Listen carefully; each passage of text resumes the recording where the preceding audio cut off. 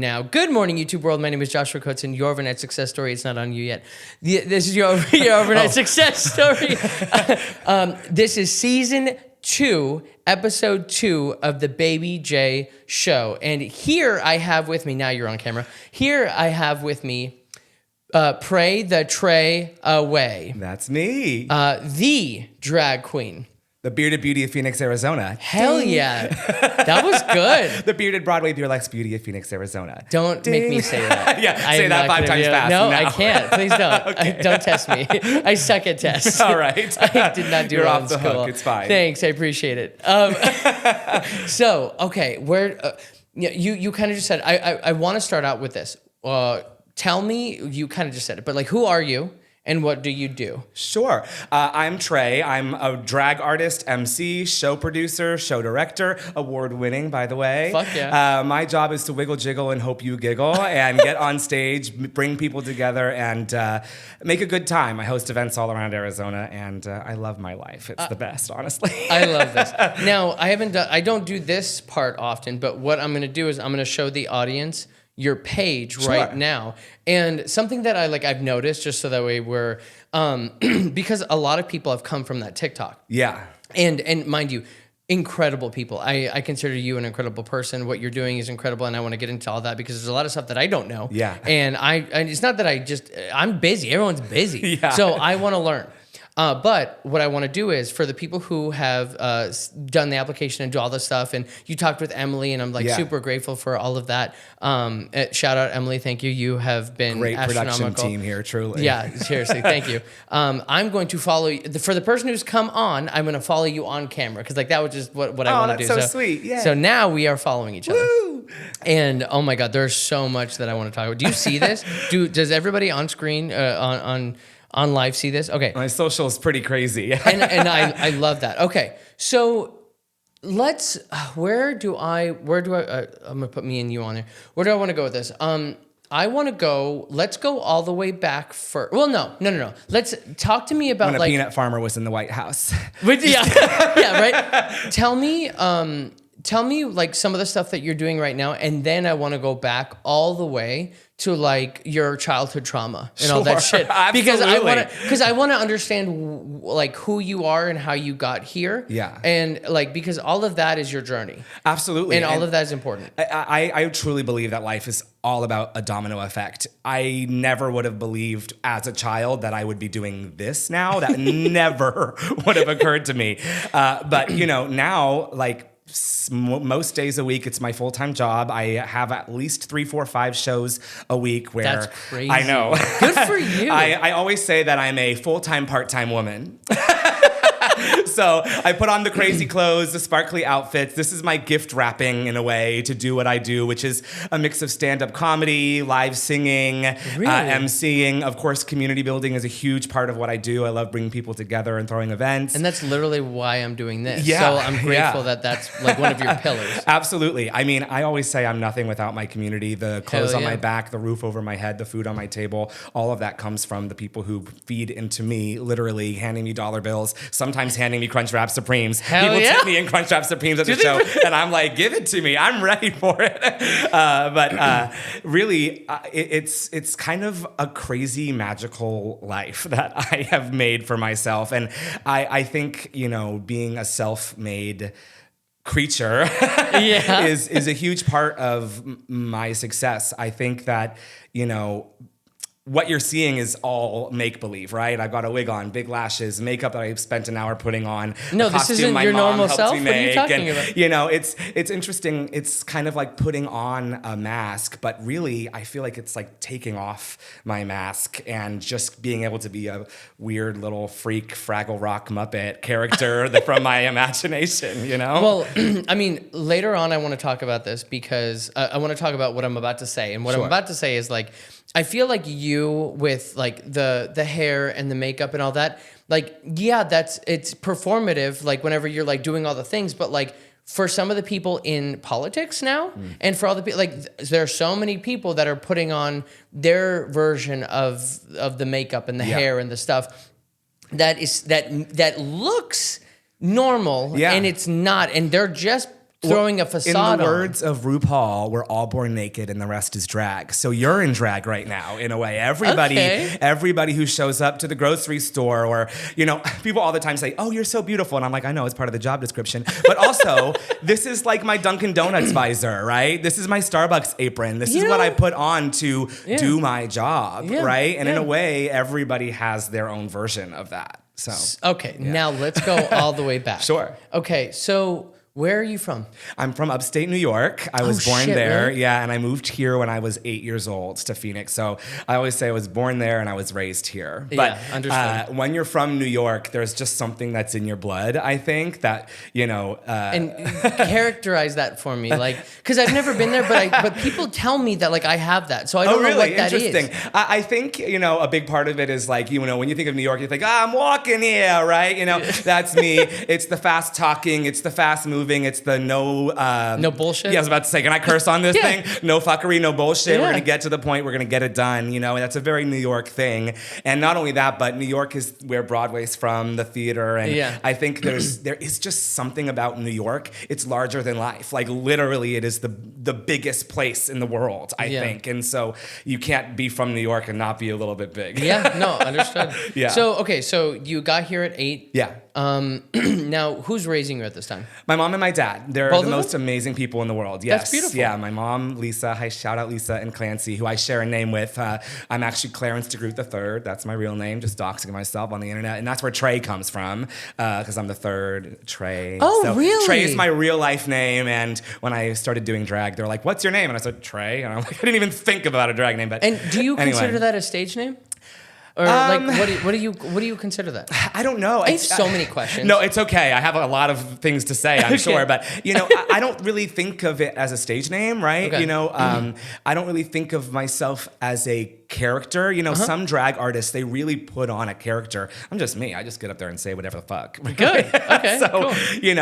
My mom and dad, they put me in theater when I was 7. So I started theater the summer before I moved out here, and then they were like, if you want to do this, we're going to put you in every voice lesson. We're going to put you in every dance class. That's so cool. So my they were mom really and dad. supportive. Oh yeah, and they still come and see me in my Really? drag shows. I am a very, very rare, very, very lucky story where That's amazing. I wouldn't have anything in my life if it weren't for my mom and dad. They were the most supportive from day one, and I'm like, I get emotional about thinking about it sometimes. They really are the most amazing thing in my life, really. I just told you too. My mother's watching the live. My mom made this dress. That's beautiful. Yeah. I think that's really special to have There aren't a lot of support systems like that with parents for queer people, especially. And working in drag, I work with a lot of people on all sorts of gender and sexual spectrums, and everyone from cis people to trans people, and it can be really hard when you hear about their stories and their families not loving them, not accepting them, not seeing them, and I just, like I said, I know I'm a very rare, very lucky story, and not only that, I am a white guy, so I recognize my privilege there, and I come from a, very, we were never poor. My parents always were able to take care of us, so, I consider all of that part of my privilege, and part of my job as a community leader and director is hopefully to take all of those things that unfortunately society has trapped us all in. Yeah. And if I can use any of my abilities to turn that around and give back to my community, that is the most important part of my job. Jumping around a little bit, but you said that's really important to me is helping others. So do you I don't know if this is applicable or not, and tell me if it is or not, but how have you been able to help people? Because now, what comes to mind is confidence. What comes to mind is humor. What comes to mind is being able to be yourself. Yeah. So how have you been able to help people? And is there a story that you can think of? Yeah, that's a really great question. I mean, first of all, laughter is medicine and music is the universal language. And those are the two things that I love the most about my job is I get to make people laugh and I get to sing some fun songs. Hell yeah. But not only that, I think that drag is the most accessible art form on the planet. Granted, they're trying to legislate drag out of existence for whatever fucking reason. It's like you're focusing on the wrong men in dresses. Let's look at the Catholic Church. But that's what I'm saying. Yeah. But the reality is, drag is such an incredible art form. You know, it's a visual art form, obviously. It's a performance art form. There's music, there's dance, there's singing. You know, like I said, I sing live, and anybody can go walk into a gay bar most night of the week, pay maybe $5 at the door, sometimes not even. Sometimes you just walk in for free and see art, real art made by real people, especially in this world of AI and, you know, all this crap that is trying to... I don't even have the words for it because I just feel so much rage when there's so much real art that takes tenacity and braverism and you know, I just love the art form of drag because it's so much more than, you know, wearing female impersonation, which is a lot of people what they think drag is. Drag is so much more so than tell that. me, and I know you kind of just broke it down a little bit, but like, can you give me like what your, like all of what drag is to you? How much time do we have? You got 5 hours? Yeah. No, just take your time. But like it's like, for me, you see all the cameras, like, so I own a media agency, and one of my friends, he hired me to do a shout out the drag bus. Oh, I love the drag bus. Really? I have a few friends who work with them. Oh, perfect. Yeah. So I used to do some videos with them a while ago whenever they were starting out. Yeah. And love them. And so I had, until then, I'd never experienced anything having to do with like drag or like really any of that. Then afterwards, do you know who Genzai is? I don't think so. She's a choreographer, a fantastic choreographer for in all of Arizona. She's done. I don't want to butcher like all of her credibility and everything, but like she has done stuff for the Super Bowl and for like. Oh my God, that's amazing! I want to know her. If you want to know me, slide into the DMs. I'll make sure that you guys. Amazing. And she puts on these incredible performances, and I'm giving her I'll clip this for you, Genzai, but Be the Girl brunch. There's a bunch of different ones, and so if I hadn't worked with her, and also the drag bus and all that, like I would have never experienced. Because like I'm personally not going out, and there's nothing wrong with drag or anything like that. Yeah, absolutely. But like for me in my life, I've been so much survival mode that I have not gone out to do things that I want to do. So like if I'm like struggling myself as just a human, how am I gonna go like? And how am I gonna go throw ones? If I want people to throw ones at me. What are you talking about? It's so funny you say that. I was just thinking about that the other day. I was like, how much should chicken wings cost? Because I saw an ad that was like chicken wings, $1 a piece. And I was like, that's too expensive for a chicken wing. But then I was thinking, like, if 12 people at a drag show gave me one chicken wing each, I would be like, this is the best day ever. It's all value. Yeah. So what do you want?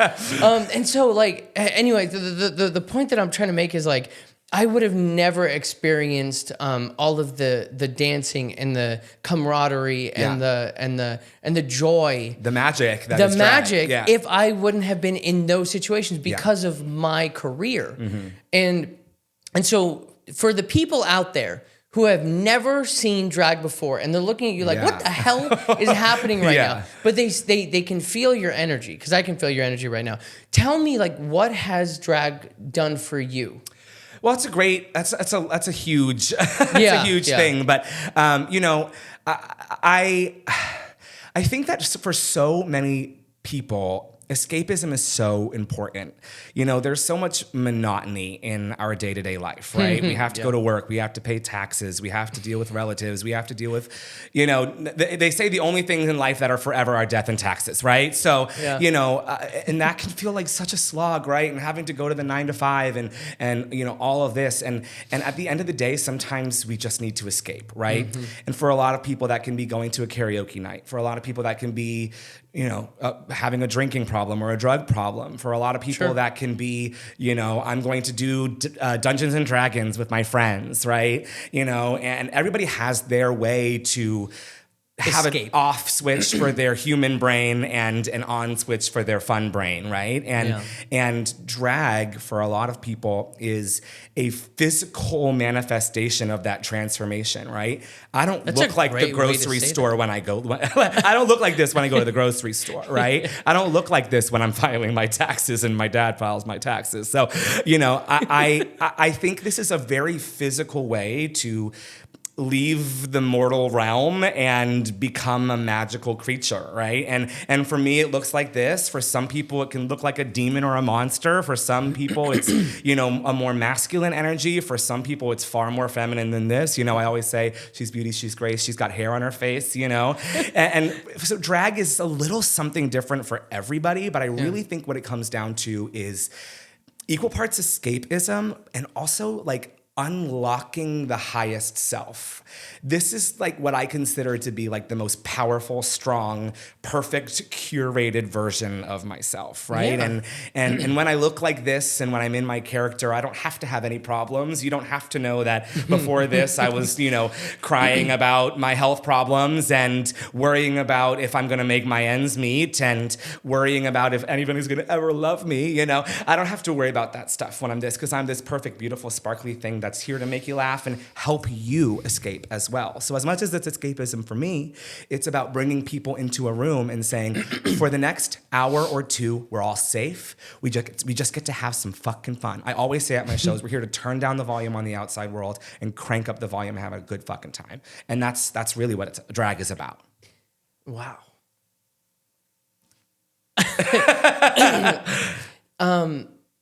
Whenever you're like, how do you say it? When you're performing drag, when you're doing drag, like, is it performing drag? Performing, doing, being, whatever. I don't know if there's a universally accepted term for that. Yeah. Okay. Because whenever I interviewed this guy, Sad Trav, Juice Box, or Juice, sorry, it's Juice on Instagram and TikTok.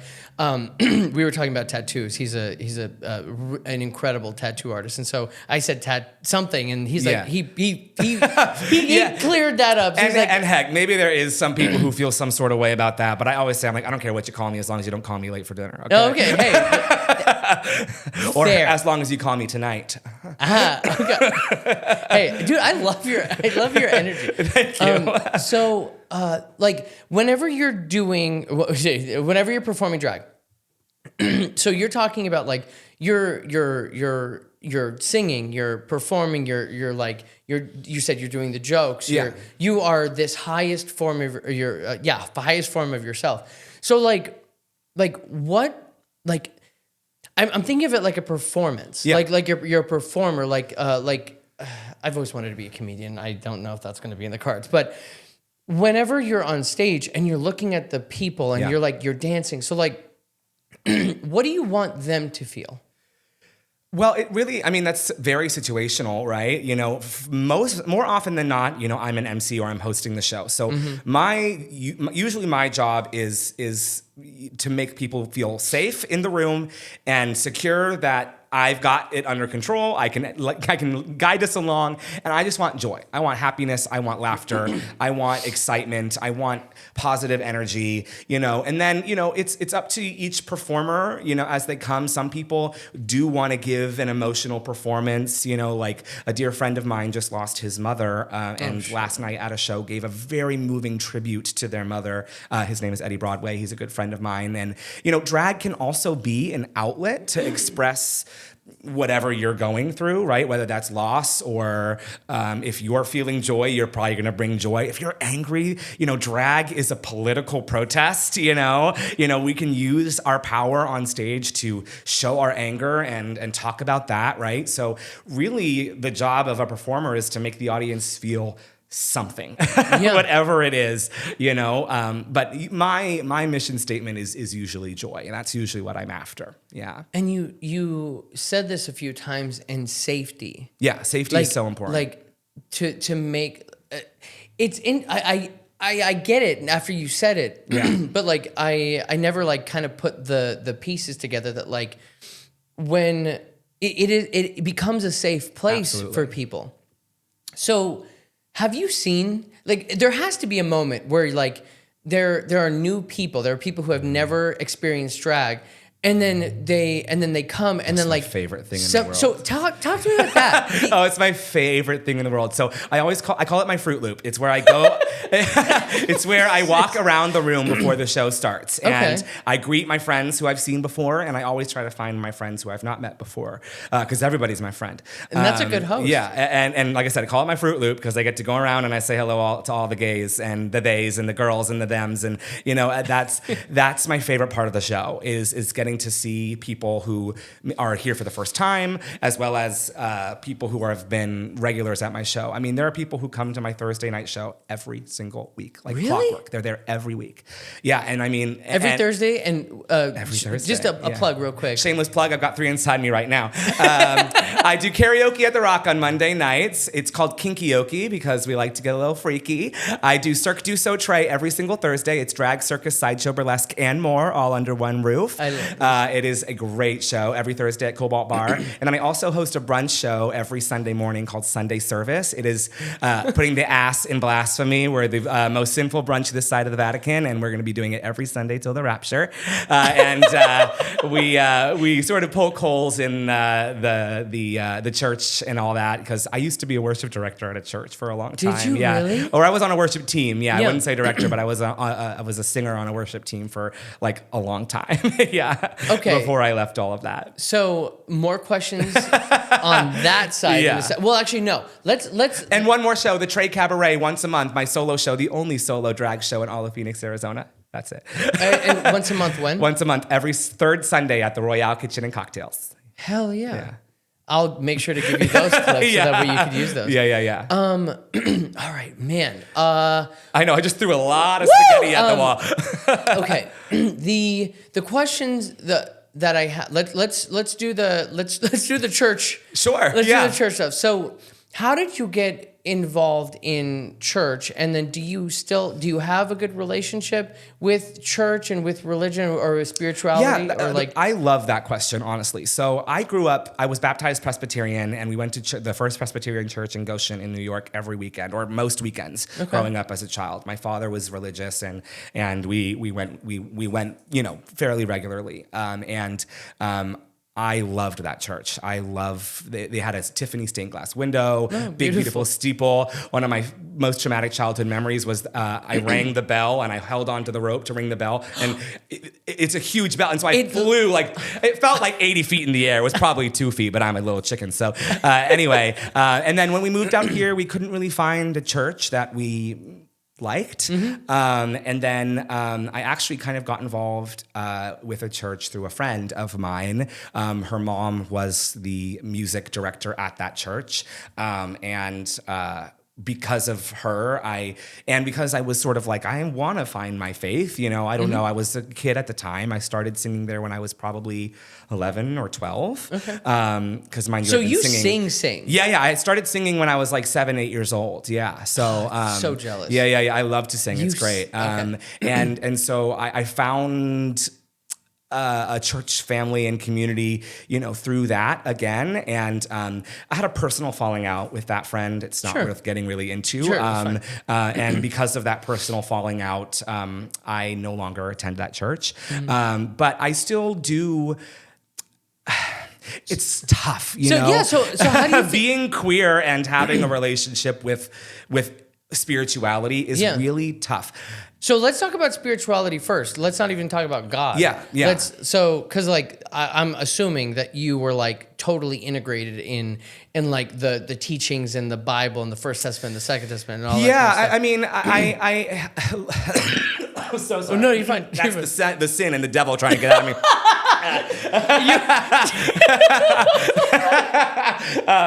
But no, I was. Ooh, shit! That was really funny. Sorry. Okay. I was always sort of privy to all of that, obviously, right? Yeah. And obviously would sing the songs and listen to the sermons when I would be in church. But I never really went to church. You know, I especially not as, you know, a teenager and into my adulthood, I would really only go to church when I was singing, which would be like once a month or maybe twice a month I would be on the worship team. It would really only be when I was going. So I never really was super like, I couldn't tell you a single fucking verse of scripture off the top of my head, right? Yeah. But I obviously know the stories, you know?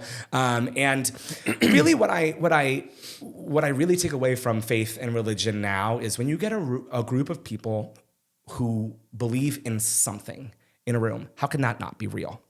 Right? If I get a room full of people who believe I'm a girl, first of all, get your eyes checked. Second of all, that's real. For the hour and a half, we all believe that together, right? And, you know, it's called collective effervescence if you're a part of the rave culture and, you know, music. You know, if you go to go to a rave and you feel that high, that euphoria, even if you're not on drugs, you can feel that feeling. Because everybody in the room is feeling something, right? And so it's the happiness. It's collective effervescence. It's that energy. Hold on, collective effervescence. Okay, yeah, it's kind of a thing that was coined through rave culture, I believe. I bet you're right, though. That has, you know, kind of leached into my life, right? And that's something that I always try to achieve at a show. I want everybody in the room to just feel that magic, right? And a lot of people in church, it's that powerful music. It's the do you believe church, right? And they feel that collective effervescence, and they call that God. They call that the Spirit. They call that the whatever they're wanting to call it. Exactly, right? And so, you know, I don't know if I believe in God, and I definitely don't believe that the Bible tells you that gay people are sinful and awful. And that is my problem with religion. There are so many shitty Christians who have ruined what God wants. What Jesus, the Jesus that I think I know wants is love thy neighbor, take care of each other. Jesus was a brown man, so let's talk about racism in this country first of all, you know, and you know, God wanted everyone to be together, and that's why I get so mad when the conservative party claims religion, yet also their whole mission is to divide, and it just makes no sense to me. Divide and steal. That cognitive dissonance will never make sense to me. It doesn't make sense to me either. Yeah. So there's one of the reasons why I ask all of this is because like my father, very religious, did a lot in the church. And then I helped out. It's so funny now that I'm like doing all of this is like, I was helping with the audio, like bringing the things up and down. And whenever they had a camcorder in the back, I would go back and forth. I never thought that like I would be doing a higher production version of that.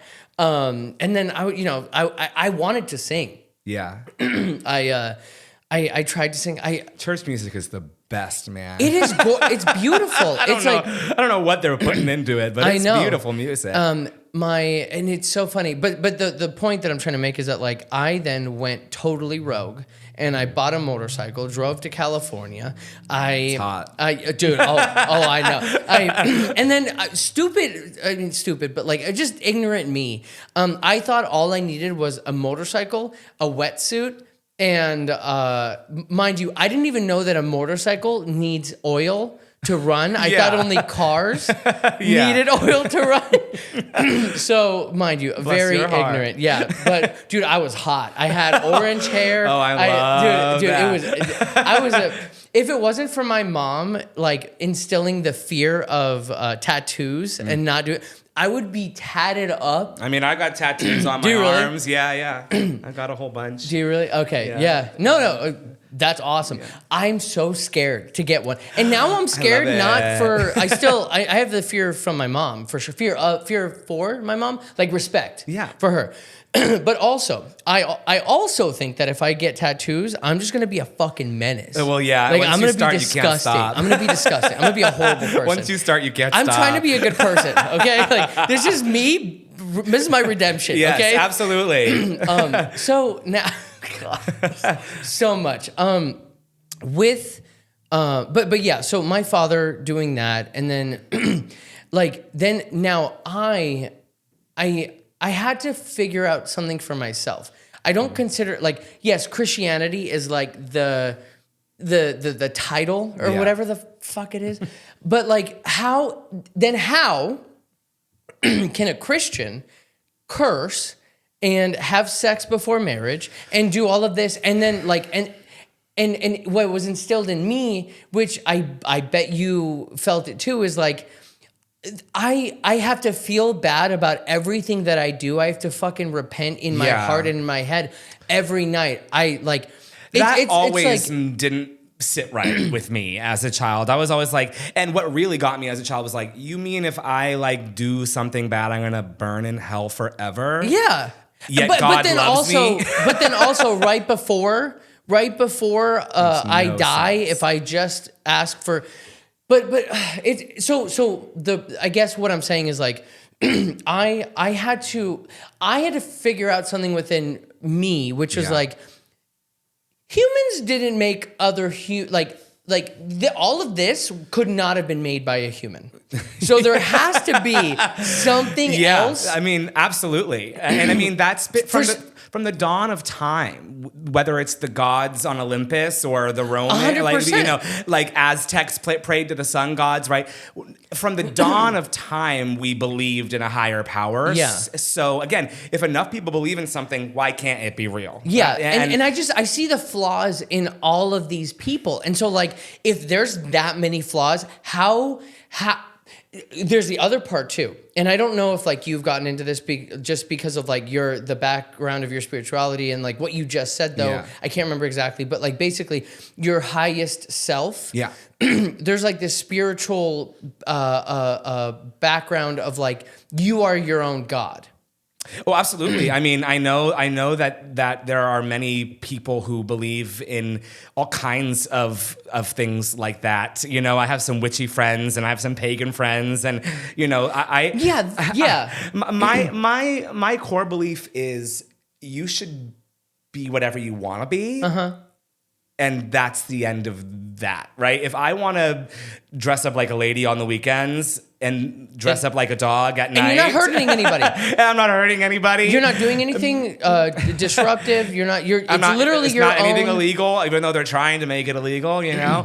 As long as I'm not hurting anybody, why can't I do what I want to do? And you can do what you want to do, and the Jews can do what they want to do, and the Hindus can do what they want to do. As long as nobody's hurting anybody else, then like, why are we... Like why do you care so much about trans people using the bathroom? That's like, to me, it's like it falls into the same thing. And like, especially when they try to use the Bible or this, it's like the Bible is just as good as Harry Potter or the Chronicles of Narnia or Dr. Seuss. It's a fake book. It's a work of fiction, you know, and I don't have to believe in that book, especially a book that's been translated and retranslated and mistranslated on purpose to fit different agendas throughout history. You know, let people be who they want to be. Let drag queens be drag queens. Let people who do sports do sports. Why can't everybody do their own thing, and why can't we mind our own business? Like, I don't give a fuck about football. But if you want to play football every day of your life because it brings you joy, I will never stop you from playing football. I will never stop you from going to the sports bar and watching with your friends. I don't give a fuck about football. Mm-hmm. And if you're like, oh, it's a bad day because so-and-so lost the game, I'm like, oh, I'm sorry, but I don't give a fuck, right? It's still a good day for me. It's still a good day for me. To me, religion feels the same way, right? It's like, it doesn't all apply to me because it's not something that I really believe in, you know? And we're a country founded on that freedom. So if I want to make sure that like, it's me. I want to make sure like I'm the fucking president. But like, I feel so strongly that like, it's just, how was I going to say this? Like, I want to make sure that like, we don't take away like all of these rights for the queer community, for the Black community, for the Mexican community, for all of these different communities. But that's why I was saying it, because like what you just said, it's like it was founded under these things, and then now it's being like taken, like the wording is like being taken out of context to then be pushed in a certain way. I mean, the only word I have for the current administration is evil. They're just evil. I agree with you. Evil. That is the devil to me. You know, I feel so sorely for my trans siblings, my black and brown siblings, my immigrant siblings, people who I love and cherish.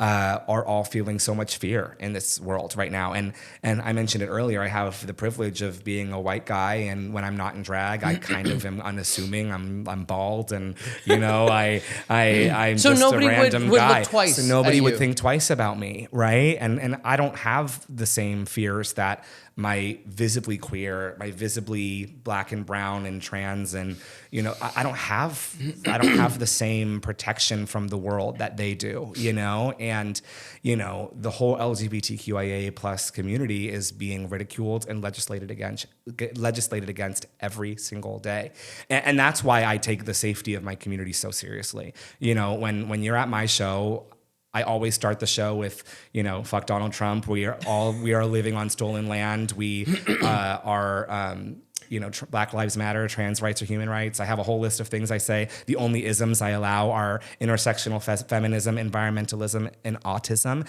And if any of those things offend you, I've got two things to show you: this and the door. Get out of my house. And I'll kick people out of the showroom. And luckily, it doesn't happen often. But when you're here, you're family. Toss my salad with a special sauce, and I'll bring the breadstick. Okay, and it won't be bottomless as long as I'm here. But I'm so happy that you had something for that when you're your family. The thing about it is we have to look after each other right now. We have to. And that's how it's been forever. Communities have always had to look after each other. And I think, in this digital age, we're all so interconnected, yet so separated at the same time. And, I mentioned it earlier, but like I said, I think drag is like the most accessible art form ever. Anybody can consume drag by just showing up to a gay bar and being a part of it, and so it is my job to bring those people together and make a safe space for us. And I obviously do that through, just hosting an event in general. But on top of that, I offer harm reduction at all of my shows provided by Riot Phoenix. It's a local harm reduction organization. So harm reduction? Yeah. So like needle exchange, condoms, oh, wow. Safe use supplies, Narcan, fentanyl test strips. I offer all of that stuff for free at my shows. Wow. That's amazing. Yeah. And so if you need those supplies, I have them for free. That's part of how we keep our community safe, is by reducing harm. Because you have the right to do whatever you want with your body. If you want to do drugs, if you want to have sex, whatever you want to do, just make sure that you're do it safe safely, with it, right? Especially with the fentanyl crisis and all of that. God, yeah. So providing safety in that way is so important to me. I also love doing fundraising events as often as I can. I just did a fundraiser last night for Bloom 365. They're a local domestic violence survivor assistance charity organization. Yeah. I've worked with, the Queer Center, which is another one, Ripple Phoenix, Your Health and Wellness, which is a local queer health clinic. I've worked with them. I think, being at a drag show is more than just going to, see a concert or a music show or whatever. It really is like a community hub where if you need access to support, whether that's health support or just mental health resources, ask anybody at a drag show. Why did I not know this? We will help you. Why did I not? Do you know what's fucking crazy? It's like the church is supposed to be doing that. They talk about that. So I say that all the time at Sunday service, which is my show. I say, we do what church was really meant to do, which is bring people together, drink wine, because Jesus was an alcoholic. I also believe Jesus was a homosexual. He had 12 men following around, rubbing oil on his feet. And the day before he died, he said, let's have a dinner where you eat my body and drink my blood. Like, that's not some cannibal vampire bullshit, okay? Just saying. And so, I truly believe drag shows are a place where you can go to not only laugh and have music, but to find family, find community, find culture. And that's why it is so fucking heartbreaking that there is such a narrative in the conservative media that drag queens are groomers and are hurting children. Keep your child away from me. I don't want a child at my show. Yeah. I am an entertainer for my community, my peers, my people. And granted, I've worked with 1 in 10, which is a local LGBTQ youth organization. I've hosted a drag mentorship program there where we taught them how to make their own drag personas, and and I love working with that kind of setting, with working with children, but it's just so funny to me that there's the Epstein files that I was just about to ask, show and prove that there are actual child sex trafficking rings. Yeah. And a drag queen or a trans person isn't named as an offender once in the Epstein files. And I don't know if that's a fact for real, but if it was a fact for real, it would be all over the media, somebody would have said right? something with how many millions of pages of content of all of those files. It's all old, creepy, white, rich men. and so my question with that was then, like, do you think, because this is what I think, but do you think that they are projecting like their, I don't want to say insecurities, I don't know what the right word is. They're evil. Thank you. They're evil onto the transgender community. They want a scapegoat. They want to point fingers. They want a distraction. It's all a razzle-dazzle distraction. And drag queens are intentionally razzle-dazzle. Yeah. That's literally what we do. We wear rainbows and sparkles. Like, that's my job, bitch. We are literally designed to be eye-catching and stunning. I mean, look at this ring, right? We are designed to be these over-the-top, distracting creatures. Yeah. So when they want to pass some bullshit laws, or they want to hide their corruption in the Epstein files, and who do they turn to? Who are they going to use? Obviously, the people who are intentionally distracting, right? That's been my little conspiracy theory. That's my tinfoil hat. Well, they're using us because we are an easy, clearly visible target. Yeah. Yeah. No, it confuses the shit out of me that, like, I keep thinking about the word safety that you keep saying, because it's like, these people that, and I never wanted to be this involved in politics. Yeah, I never wanted to. Here's the thing. I've thought about this all the time. I mean, I don't remember politics being as prevalent as they are now. Ever. A decade ago. Granted, a decade ago, I was graduating high school and I was young and I didn't know. True. So 2016, the year Donald Trump was first elected, that's the year I graduated high school. So I never knew what it was like to be an adult without Trump in the picture. And damn. I know. It really is crazy. And, I think something How that's... old are you? 20? I'm 27 right now. You're 27. Yeah. Good for you. Yeah. I just turned 32 in May. Good for you. Amazing. Yeah, thank you. I can't wait to turn 28. 3 weeks, I turn 28. Good for you. So I always keep on joking. If somebody's trying to get me into the 27 club, you have 3 weeks. Countdown's on, Oh, bitch. my God. But your whole life you knew only, like, Donald Trump as president. Yeah, my whole adult life. Yeah. And I mean, my whole, teens and adolescence was Obama, right? When being a young gay kid and seeing that gay marriage became legalized as a high schooler, and the hope that was in hope and change, where Obama's two political things he ran on, right? Yeah. His first year, his slogan was change. His second term, it was hope, right? And I really think that was the last time in this country we saw either of those things. And I mean, we've seen a lot of change in the last 10 years, but in the wrong way. And a lot of times I see the headlines on the media and I see what's happening and I just say, how the fuck is this happening? But it happened. It took a decade to get to this point, right? It started with the grab her by the pussy, and then it was, that's just locker room talk.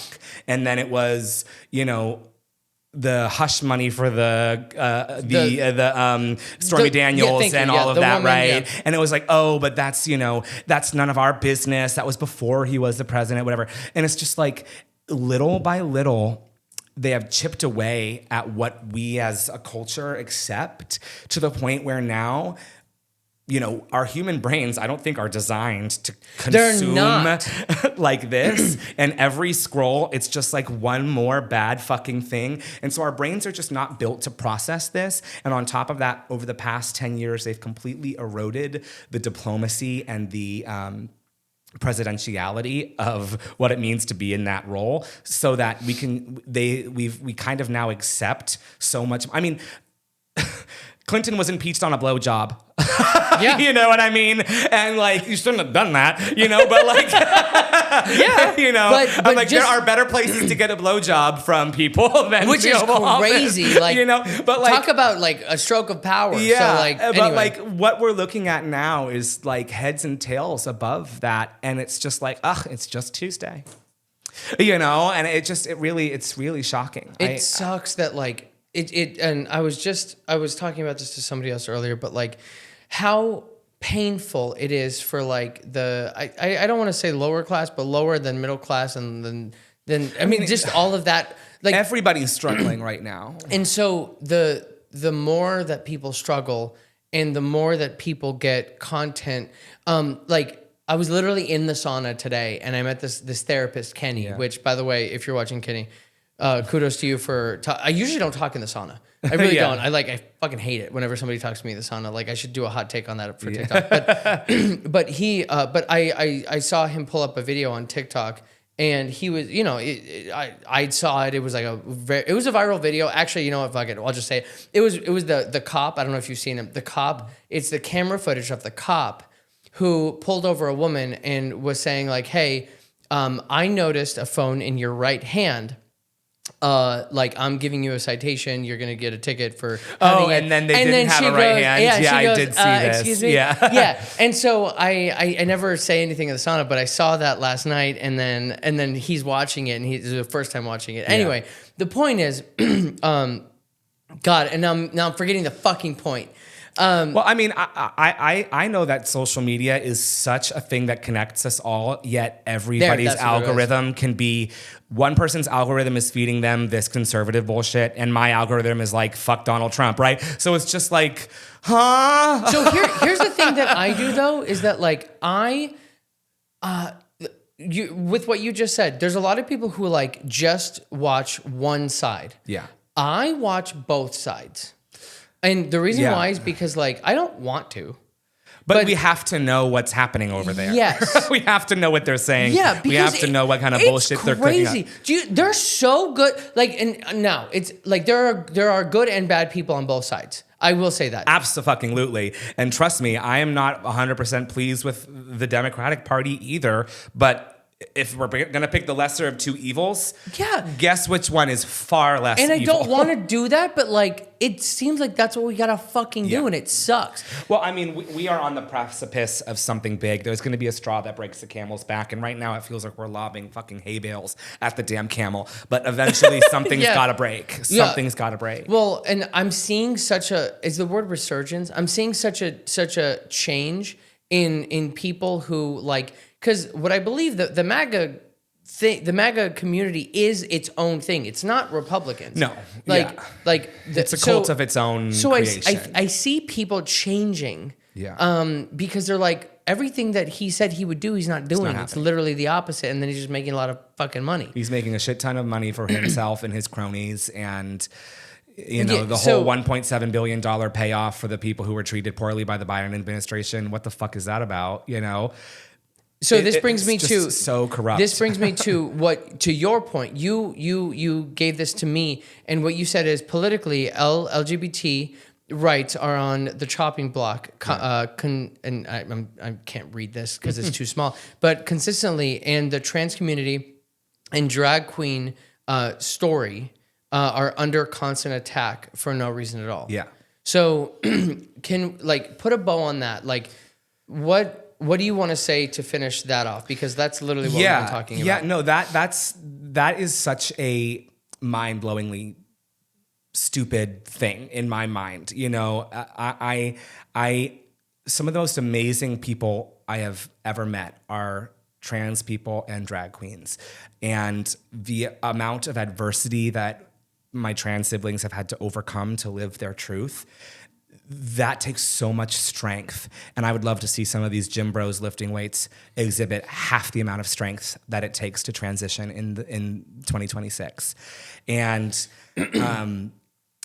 you know, drag has always been political. You know, drag has always been something that once started underground, and then, as it hit the mainstream, thanks to like things like Drag Race and stuff like that, even still, there's this taboo nature to drag that just doesn't make sense to me. And a lot of times I'm in a bubble, a very gay blue bubble.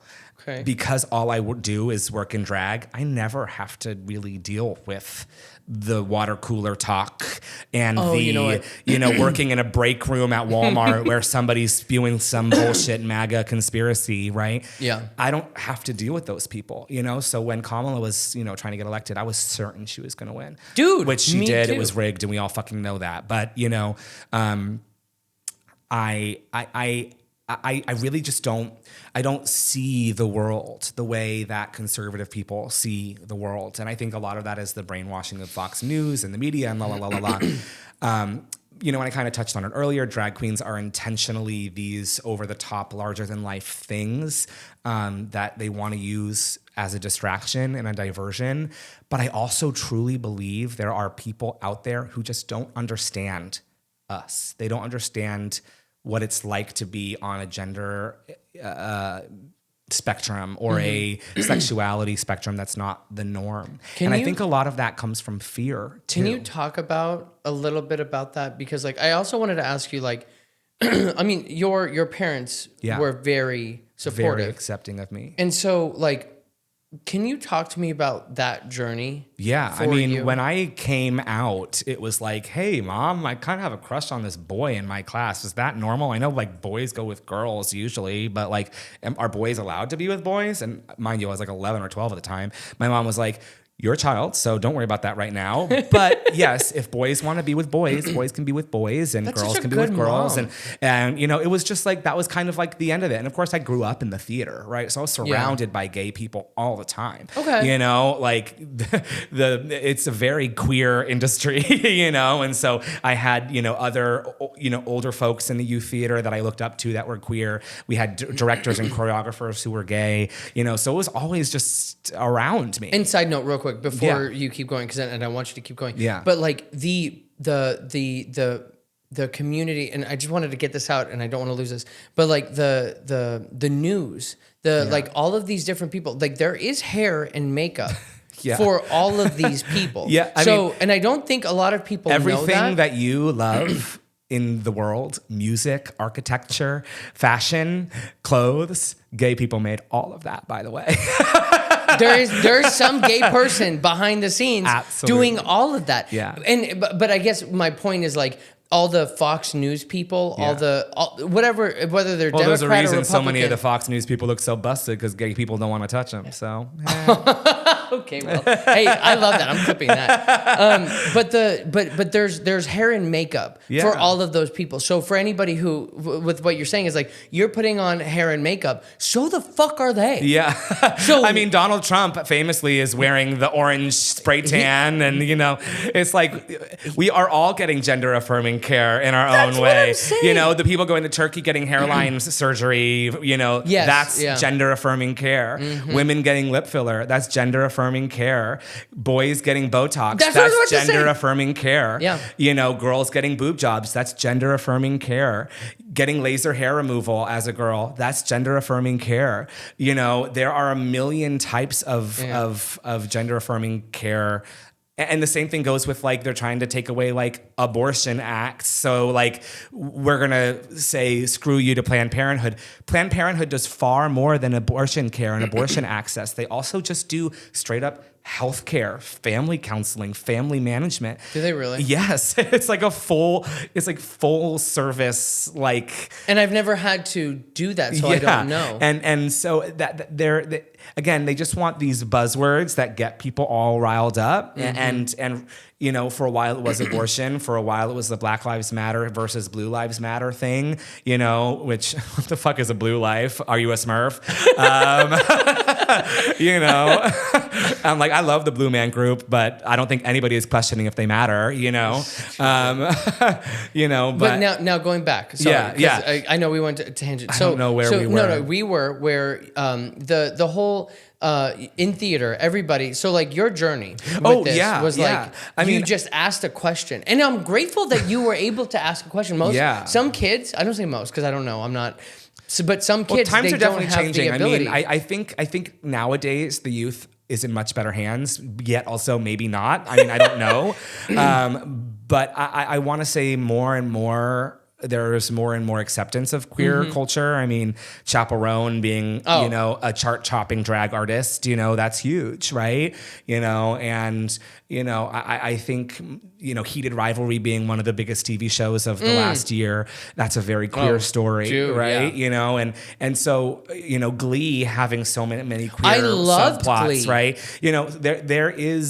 There is queer culture in the zeitgeist, right? And like I said a minute ago, every, Beyonce tour outfit was inspired by a drag queen, right? Every Lady Gaga album, she knows she's making it for the gays, right? So, queer culture will always be a part of how culture at large is shaped, and so to any of the people who are trying to get away with diminishing our sparkle, good fucking luck, you never will.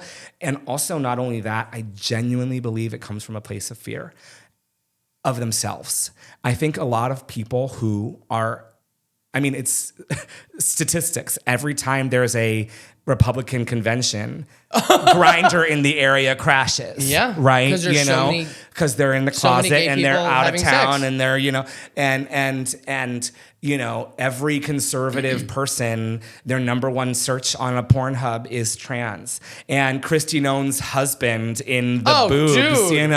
It's like, I genuinely feel so sorry for those people, those kinds of people, because I genuinely believe they have no other option but to hide their queerness, and there's so much there's so much shame and there's so much fear, especially in the church and from this conservative media and I think there's a lot of fear, like, I don't want to be gay, no homo, bro, and well, that's what I grew up on. Right. And I mean, and it's called the bi phase. Every gay man has a bi phase. They say, oh, I'm bisexual, because really? There's a fear of just being I'm gay, right? Yeah. Nobody wants to be gay, right? And which is crazy. And it is crazy.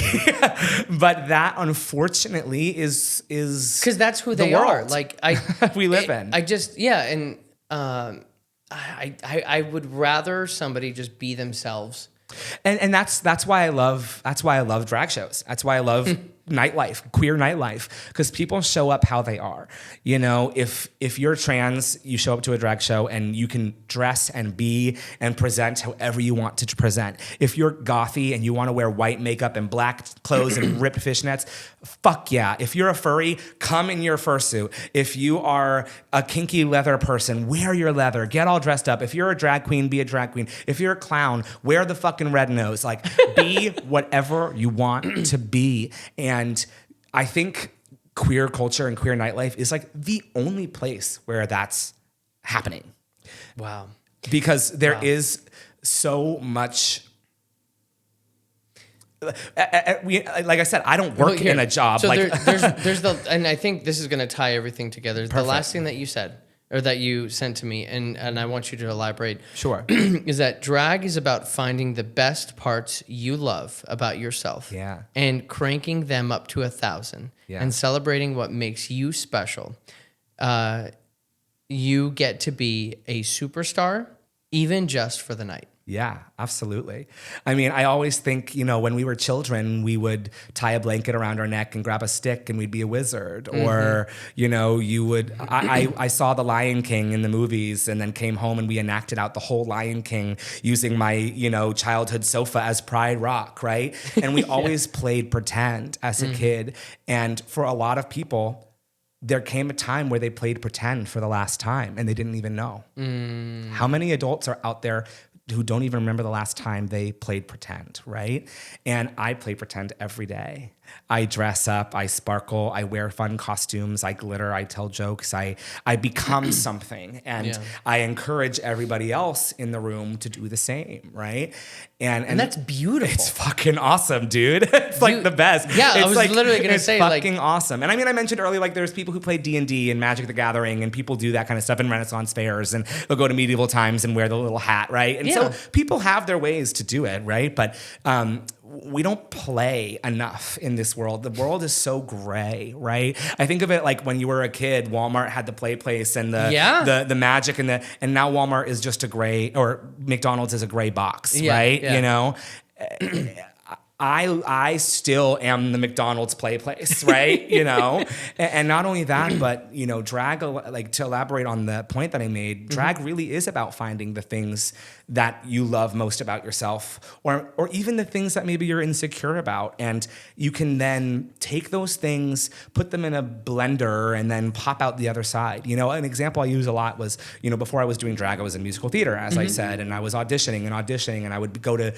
you know, all of these rooms, and I would be the best one in the room, toss, no modesty allowed, you know, but I would be dancing circles around these people and singing better than them, and then I wouldn't land the part, and I was always like, what was going on? And I talked to a couple directors, and they said, oh, you weren't tall enough, or oh, you weren't the right body type for what we were looking for. Oh, you were a little too, you know, colorful, colorful, right? And so those three things, I put on a pair of high heels, I put on a corset, and I became the gayest, most colorful version of myself. And now those things that once were maybe considered my weaknesses, now I get to be in control of them being my strength. And, hell yeah. And, you know, I used to, as a kid, feel so self-conscious about my lisp and being gay, and you know, and I was bullied really bad, as a lot of gay kids are, for being queer and being different or whatever. And now I'm the biggest FAG I know. And I can say faggot, I have a gay friend. And so now I get to take that, and I can be this over-the-top loud thing that, you know, I would get on the report card, he talks too much in class. Now my job is to scream into a microphone every day, you know? Yeah. And, you know... I just find it beautiful because, like, it's what you said, and I can't seem to remember exactly how you said it, and I'm gonna have to listen back on this podcast, because you really gave some really beautiful wisdom in this. Is that, like... There are people who are hiding who they truly are. Absolutely. And you found a way to show not only other people, but yourself. You found a way to become the best version of yourself. And hopefully by doing that, and hopefully by me expressing myself how I am, I can inspire other people to do the same, right? You know, my biggest joy is seeing those audience members who came for the first time, and you can sort of see they're a little nervous, and then I see them come next week, and maybe they're wearing a sparkly top today, and you know, and then 2 weeks from then they have a little eyeliner on, and then maybe they got a hat, and then now they're, you know, and then in another month or two, you know, like I had a really dear friend of mine who, you know, was like, you know, I found out that I was trans because I found this world. And because I found this world, I was able to start experimenting with my expression. And now I realize I'm a trans person, right? Can you, like, if you can please explain something to me, because like there's a lot of this stuff that I just don't understand. Yeah. What does it mean to be trans? So that means you're assigned a gender at birth that doesn't align with the gender that you identify as. So the body that I have is identified medically as I was a child as male. And I do still consider myself a man. I'm cis, right? And what does cis mean? Hold on. Cis would be like identifying with your assigned gender. So cisgender is like if you were assigned female at birth, you identify as female. And you know, being so cis and trans are opposites. So cisgender would be like, I'm not. So I have a penis, and I identify as a male. Okay, I'm a boy. Yes. Right. Whereas transgender, a lot of people think trans means like opposite, but a lot of my trans friends, and I'm not trans, so I might not be the perfect mouthpiece on this, but a lot of my trans friends... You're the closest respected mouthpiece that close to me. And I will offer what I understand about it. For sure. But a lot of my trans friends, and from what I kind of understand, they feel that they transcend gender, right? So they're not necessarily the gender that they were assigned at birth, but the trans umbrella covers anything from non-binary people to agender people to our gender fluid people to trans people who are like, I was assigned female at birth and I'm going to medically transition to be male, or not medically transition, and both are very valid. Some people don't have the resources nor the desire to medically transition, and that doesn't make them any less valid as a trans individual. And it's obviously far more complex than I can probably boil down into a quip here. And again, I'm maybe not the most appropriate person to talk about it, but I kind of think it goes similarly to how I feel about religion. If you want to be Christian, be Christian. If you want to be Hindu, be Hindu. If you want to be Muslim, be Muslim. If you want to be a boy, be a boy. If you want to be a girl, be a girl. If you want to be neither, be neither. If you want to be a little bit of both, be a little bit of both. If I want to be a boy when I go to the gym this morning and then put on this and be a girl and then be a drag queen, I can be a drag queen, right? And there's a very famous quote, drag queen is what you do, trans is what you are. I'm a drag queen. This is what I do. I put on the costume, I put on the persona, and when I'm in drag, I prefer like she and feminine pronouns, but I also I don't give a fuck what you call me. I clearly have a beard and I clearly have a dick. So, it is going to be what it's going to be, and I'll never get offended as long as it's coming from a place of pure intention, right? Whereas trans is who you are, right? If you are a trans individual and you were assigned one sex at birth based off of your body, but on the inside of your soul, you say, I identify as something else, or whatever the case may be, that's who you are. I was bullied all through my youngest. I mean the not kindergarten, but literally right after first grade, second grade, all the way up into high school. Yeah.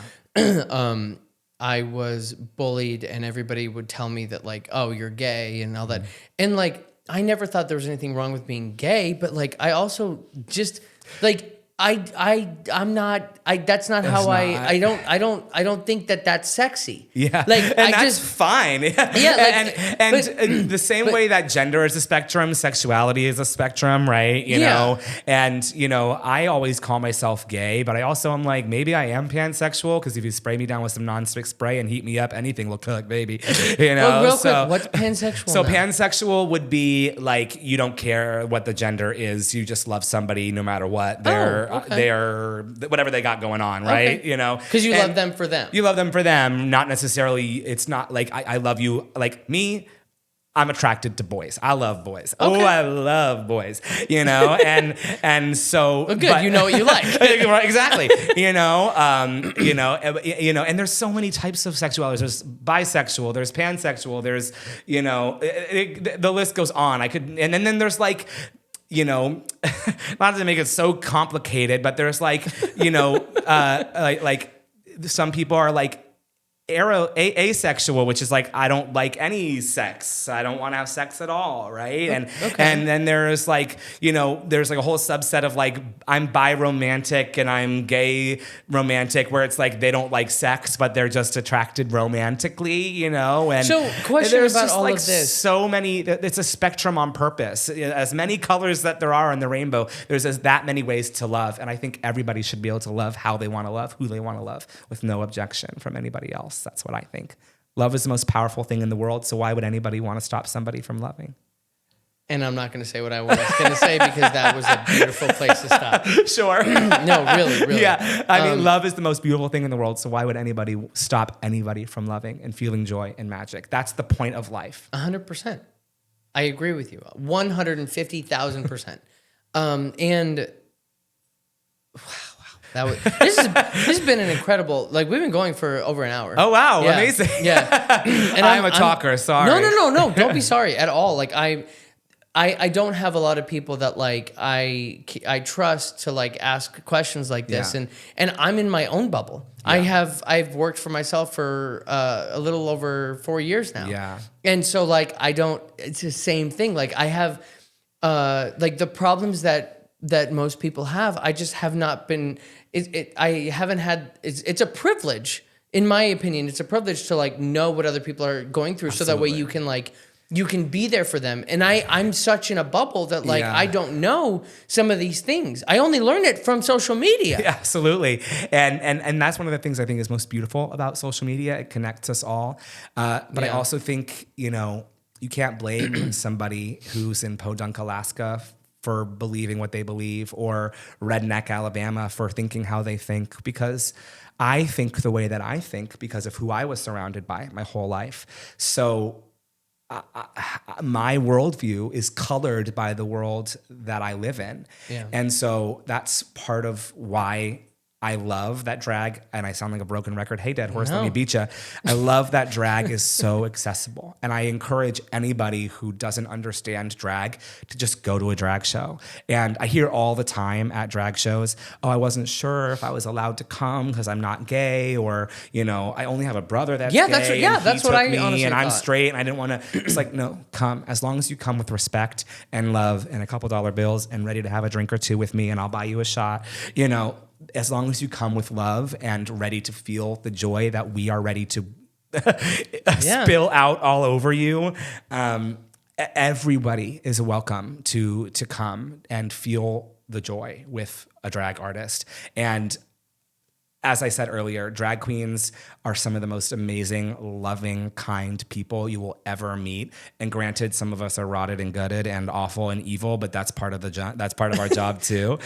But I think at the core of what we're all doing, we all want joy and love. That's the point. That's the point of our safe spaces in queer culture. I want you to do the plug again. Absolutely. Because I not only do I want to selfishly have this again. Yeah, absolutely. But I want them to hear it.